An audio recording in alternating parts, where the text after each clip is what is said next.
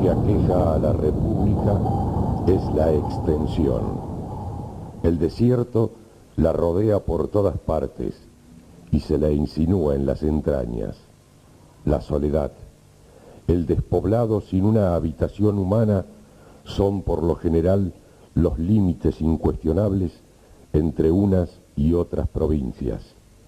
Allí, la inmensidad por todas partes, inmensa la llanura, inmensos los bosques, inmensos los ríos, el horizonte siempre incierto, siempre confundiéndose con la tierra entre celajes y vapores tenues que no dejan en la lejana perspectiva señalar el punto en que el mundo acaba y principia el cielo. Triunfa la pampa y ostenta su lisa y velluda frente, infinita, sin límite conocido, sin accidente notable. Es la imagen del mar en la tierra como en el mapa, la tierra aguardando todavía que se la mande producir las plantas y toda clase de simiente. Así nos cuenta Sarmiento, una llanura que aún no había visto sus ojos, y sin embargo solo le bastó pensarla.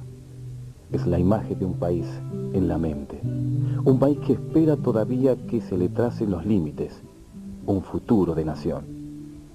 Se debate en dicotomías, bárbaro y civilizado, campo y ciudad, Europa y América, gaucho e inmigrante, azul y rojo, progreso y proteccionismo. Un país que dividido busca ser uno y se forja a través de una compleja y sangrienta lucha de opuestos. El ferrocarril no era solo un medio de transporte, era por sobre todas las cosas el símbolo de un proyecto de país. Era la victoria de un mapa político.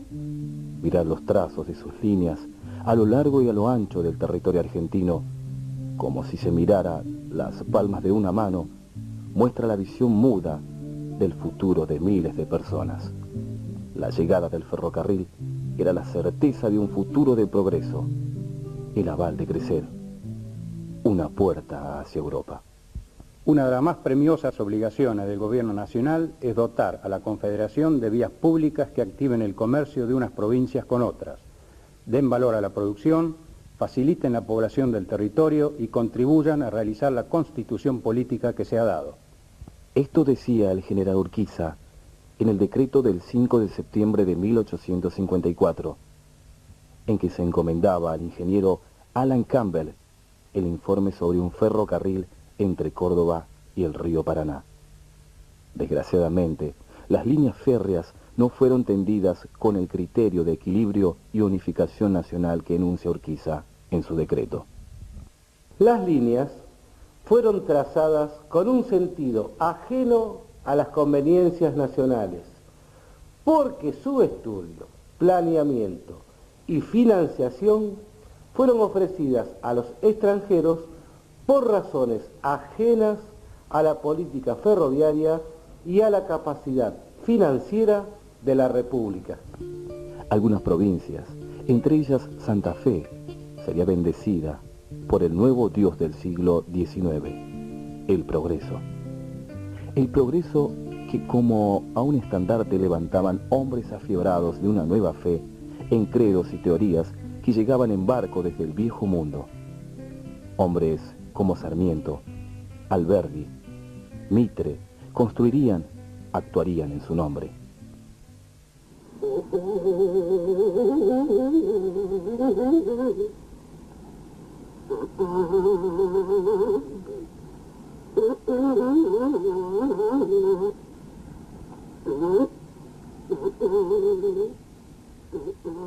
Otras provincias quedarían aisladas, abandonadas a su suerte, solo bajo la tutela del antiguo dios español que ya no les garantizaría un beneficio económico, y deberían confiar como desde antaño su suerte a los fatigados pasos de carreta y vender sus productos en pequeños mercados regionales.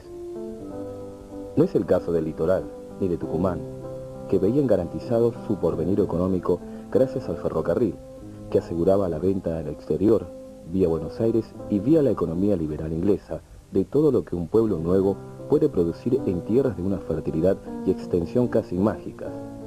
La extensión ya no sería un mal, se convertiría en ilusión y conquista.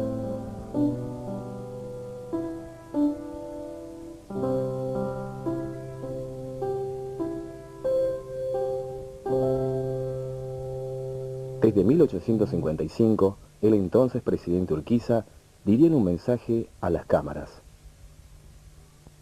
El reconocimiento facultativo encomendado al ingeniero Campbell bajo las bases del decreto del 5 de septiembre se halla muy adelantado y, según informes, la naturaleza del terreno y demás accidentes naturales del país ofrecen facilidades poco comunes a la planificación de aquella obra tan grande como provechosa para la prosperidad de la nación. Uno de los pocos accidentes que Campbell enumera y describe es nuestro río Carcarañá. Como a las 10 leguas antes del Rosario se pasa el río Desmochado, así denominado en este punto, aunque en realidad no es más que el tercero bajo otro nombre. Este río causa una grande depresión en la superficie del país.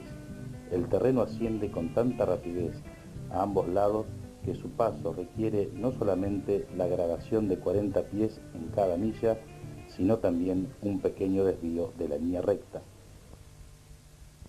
Similares promesas serían proclamadas una y otra vez hasta que en 1863, luego de haber asumido el 12 de octubre de 1862, gracias a la campaña de Pavón que dio por concluido el gobierno de Urquiza y su confederación, el presidente Mitre anunciaría la construcción concesionada a una compañía con asiento en Londres.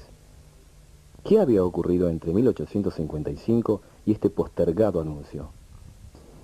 Ocurren, mientras tanto, los desencuentros propios de nuestra historia, la batalla de Cepeda, la de 1859, en la cual el general Urquiza vence a Mitre y, como secuela de ella y con acontecimientos muy complejos de nuestra historia, se llega a una batalla que es la batalla de Pavón del 17 de septiembre de 1861, que determina la caída del gobierno de la Confederación Argentina, su crisis total y definitiva.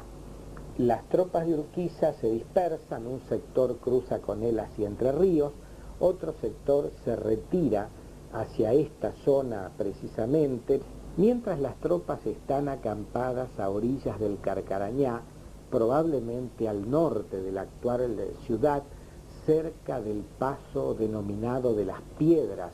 En un lugar cercano allí estuvo acampado el ejército de Urquiza, o mejor dicho, lo que quedaba de él, poco más de 1 millar de hombres. Ese ejército había puesto piquetes que controlaban el río, y en una de esas recorridas a orillas del Carcarañá, fue el 21, el 22 de octubre de 1861, ese grupo, o un grupo mejor, que custodiaba la costa, se encontró con otro grupo, no sabemos exactamente si eran 15 y 20 o 17 y 32, eran pequeños piquetes, y hubo un encuentro armado que es lo más parecido a una batalla que ocurrió aquí en las cercanías de Carcarañá y que es conocido, o mejor diría yo desconocido, porque casi nadie sabe de su existencia, como el Entrevero de Carcarañá. En octubre de 1857 hacía su aparición Wheelwright, un hombre que produciría un giro en la suerte de la construcción del Camino de Fierro, debido a su inmejorable relación con la diplomacia inglesa. Esta diplomacia inglesa decía trabar negociaciones con Buenos Aires por razones de conveniencia geográfica y económica. Es así que se mantiene expectante hasta la caída de la Confederación.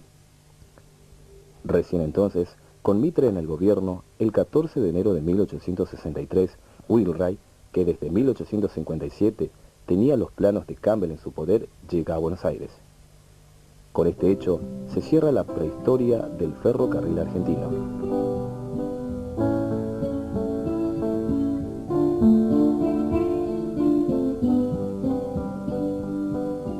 En marzo de 1863 comienza una nueva etapa. Se firma el contrato, que es aprobado en condiciones poco convincentes por el Congreso Nacional en mayo del mismo año. El 25 de abril de 1863 se inicia con una gran pompa la construcción de las líneas del ferrocarril argentino, que recién en 1870 tocaría las tierras de la capital de Córdoba. Llegó el primer vapor que traía materiales para la obra, se llamaba Englishman, y el ferrocarril sacó una nota en la que decía que cuántas apuestas se habrán perdido y se habrán ganado con la llegada de los primeros materiales para la gran obra. Hacia 1864 el ferrocarril, que se fue construyendo por el viejo pago de Rosario y por el pago del río Carcarañá, que se llamaba pago de los desmochados o del desmochado, llegó justamente hasta las cercanías del puente, y desde 1864 en adelante se fue construyendo el puente ferroviario de Carcarañá. Yo he empleado recién dos denominaciones que son Desmochado y Carcarañá, y justamente esas dos denominaciones tienen que ver con el pasado de la ciudad en lo que hace a sus raíces indígenas y a sus raíces hispanas. Carcarañá deviene de la voz indígena Caracarañá, que tiene distintos significados. Para uno significa cara, vuelta y camino, o camino de las 1000 vueltas, haciendo alusión a la sinuosidad del río. Para otros vendría de las características de algún cacique o directamente de los indios caracaraes, que tenían poco vello, digamos, como si fueran pocas plumas, como si fuera un carancho, y se pintaban de negro para la guerra como ese animal. Para otros tendrían que ver con la expresión añá, que hace alusión al demonio, y entonces significaría carancho diablo, y de allí de caracarañá o de carcañaj al u otras expresiones parecidas habría derivado el carcarañá actual, que los españoles supieron escribir carcarañal. Y por otro lado, los españoles también tuvieron otra expresión para llamar al río, y lo llamaron río de los desmochados o río desmochados. No solo el nombre daría identidad a este suelo de inminente pasado indígena, ese mismo suelo, con solo rasguñarlo, mostraría sus raíces aún más antiguas. Cuando la construcción del puente llega a orillas del río Desmochado y se hacen las estribaciones para hacer los dos pilares laterales y el pilar central del puente ferroviario, que son los existentes, salvo en la mitad del puente, porque una de las mitades, si lo dividimos longitudinalmente con la propia división que se aprecia al mirar desde arriba, que se hizo a efectos de una dilatación, de un lado es el puente original, del otro lado es el posterior, que se hizo recién en 1918. Mientras se hacía lo original, se produce un hallazgo que es precursor de los hallazgos arqueológicos y paleontológicos realizados a orillas del Carcarañá, que tanto han enriquecido al Museo Histórico Regional Caracarañá de esta ciudad. Y ese hallazgo lo realiza un coleccionista francés llamado Francisco Seguin. Encontró restos humanos fosilizados. Según algunas expresiones, son los primeros restos humanos fosilizados hallados aquí en el Río de la Plata, en la Argentina. Por supuesto en el río Carcarañá, al hablar del Río de la Plata me refiero al país. Y esos restos, una vez que fueron retirados y adecuadamente conservados, fueron llevados a Europa.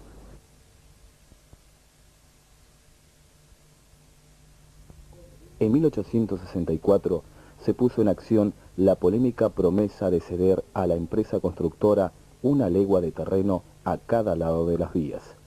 Acción de gobierno, que trámite judicial mediante desapropió a más de 50 dueños de sus tierras. Solo la técnica valoriza a la naturaleza.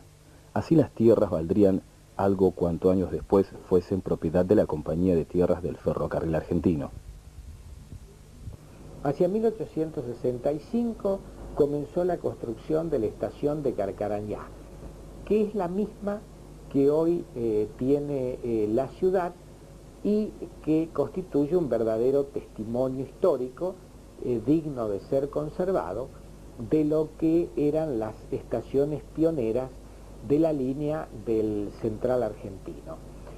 Hacia septiembre, octubre de 1865 ya se hablaba de que el puente estaba terminado, se erigiría 10 años después o algo así, una obra tan importante como el molino de Tomás Tomás, que estuvo ubicado en zonas que los ingleses reservaron para sí por la importancia industrial que tenían y que se hizo con energía hidráulica, que aprovechó franquicias dadas en el contrato que permitían a la empresa inglesa el aprovechamiento de los cursos de agua. Eso está en el contrato original.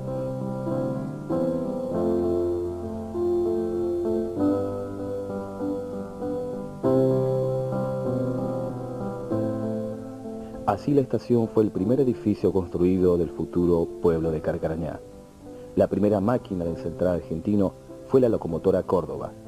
El Cosmopolita la describiría en septiembre de 1865 como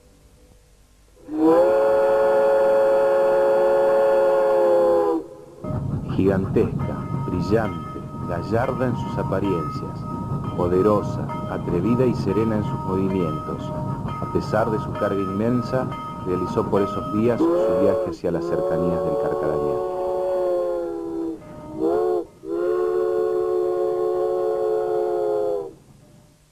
El 20 de octubre de 1865 se leería en la publicación El Ferrocarril. El sábado tuvimos el gusto de pasar por la línea hasta ese punto y examinar el puente de fierro, que colocado sobre 3 hermosos pilares de admirable trabajo, parece como una red de alambre suspendida en el aire. Es una obra muy hermosa y el trabajo de albañilería es lo mejor que hemos visto en el país hasta ahora. Se inauguraba entonces la primera sección y el puente. Dicha inauguración consistió en un paseo que organizó Mr. Wheelwright para 80 personalidades que disfrutaban la maravilla de cruzar el Carcarañá con la mirada alta de quien conquista. A través de las vidrieras del vagón que nos conducía, veíamos perderse en el horizonte lejano, entre las sabanas de la Pampa, el pasado sangriento de la República para dar lugar a una era de libertad, de progreso y de instituciones. Se leía en la capital del 11 de octubre de 1868. A las 8, un rugido de buey, que por política se llama silbido de vapor, anuncia la salida de Rosario. El camino ascendente hasta Roldán motiva una marcha lenta, pero luego en declive se precipita el tren hasta el Carcarañá y llega, pasando el puente de este río vertiginosamente, a la bomba y estación. En el lado oeste del río se levantaba otra estación, la Carcarañá Oeste, que las crónicas describen como un lugar muy alegre y activo. Hoy de ella no quedan rastros. Sobre todo este tiempo inicial del ferrocarril, hayan 2 testimonios, además de los propios testimonios ferroviarios que constituyen un virtual museo. Hay un par de testimonios, decía, que son dignos de ser conocidos. Uno de ellos es un grabado que fue obra de un suizo, Fleuty, editó una lámina que se llama Carcarañal en 1878 y que tiene una visión general del pueblo, donde se ve un tren que llega, carruajes que lo recorren, la antigua edificación en la que pareciera advertirse que alguna vieja construcción, como la casa que creo que fue de los Medina y que se encuentra al norte de la calle Mitre, cruzando las vías, luego de esa especie de pórtico que se ha hecho, ¿no es cierto?, no hace mucho, esa casa antigua en la que en una época, o no sé si todavía ahora hay una carpintería, allí, ¿no es cierto?, pareciera que esa casa todavía se divisa y por supuesto se divisa la estación ferroviaria. Luego están los hoteles de Carcarañá, Francini y Majerán, con las respectivas banderas, francesa y en el caso de Francini italiana, hoteles que estaban donde ahora está la sede del Club Campaña y en la esquina de esa misma manzana hacia el lado, digamos, de San Jerónimo Sur. El otro testimonio es un testimonio escrito y lo da Mariano de Bedia y Mitre, sobrino de Bartolomé, que dice que en determinado momento viajaron con el general hacia Córdoba. Él da una idea del interés del general por ver a la gente de Carcarañá hablando de cosechas, de negocios, de prosperidad. Hablar de todo esto en una época de tantas pálidas hasta resulta medio cruel, pero él veía todo el esplendor de la política que estaban llevando adelante y que hasta ese momento no había tenido crisis. Estamos hablando de 1883, que era tan grande la transformación que el ferrocarril y la política inmigratoria, de la que también tenemos que hablar en otro momento, habían producido en toda esta región, que cuando uno de los partícipes de la matanza de la Cañada de Gómez, que salvó milagrosamente su vida, el hermano de Martín Fierro, como dije antes, es decir, Rafael Hernández, volvió al lugar, no pudo reconocer el lugar en el cual se había realizado la batalla, porque la trilladora, los arados, los sembradíos, el ferrocarril mismo y la construcción de chacras y de viviendas urbanas habían mutado totalmente ese aspecto desolado, ese pago de los desmochados que estaba dejando de serlo como producto de una política demoliberal que al menos fue exitosa en ese primer tiempo y que originó que, teniendo como eje el ferrocarril, se vertebrara el desarrollo de toda esta zona en esto que fue algo así como una Babel en la que casi todos se entendían, aunque a veces no era tan así. Han comenzado ya a trazarse los límites nuevos de una nueva nación. El señor Sarmiento, ahora presidente, vería una llanura distinta de la que había imaginado como cuna de la barbarie, y se vería a sí mismo mandando a producir las plantas y toda clase de simiente. Vencía un proyecto, pero los enfrentamientos no acabarían aún. El país seguiría dividido buscando ser uno. Llegaron más hombres que, hablando diversas lenguas, buscaron su lugar en el mundo. El inmigrante comienza a ocupar la pampa del Gaucho. Sarmiento hacía su sueño realidad, y la historia narrará desde entonces cómo las piezas de este juego de fuerzas en pugna se debatirán incluso hasta nuestros días.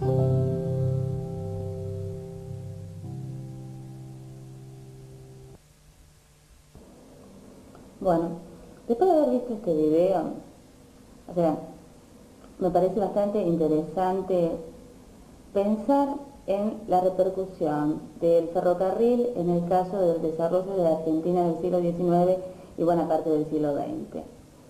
Es bastante difícil imaginar qué hubiera sido de Argentina sin el ferrocarril y sin este trazado particular del ferrocarril, este trazado que conecta las regiones, fundamentalmente de la Pampa húmeda, con Buenos Aires como centro privilegiado de salida e entrada de productos a la Argentina. Lo otro que también parece como interesante y que creo que es impostergable en este momento cuando uno está pensando qué pasa con un medio de transporte tan fantástico como el ferrocarril y que en el caso de Argentina virtualmente ha desaparecido, esta situación de tratar de imaginarnos Argentina todavía con ferrocarriles. ¿Cuáles serían las posibilidades que abre el ferrocarril en una Argentina que, bueno, que inicia el siglo XXI, tal vez no de la mejor manera, pero sí pudiéramos hacer este ejercicio, tanto de pensar a la Argentina dentro del modelo del siglo XIX y del trazado de los ferrocarriles, con un modelo de país, tratar de imaginarnos a Argentina de otra manera a partir de los ferrocarriles. Esto sería como puntos como para poder empezar tal vez a plantear algunas temáticas que pudiéramos analizar en otro momento.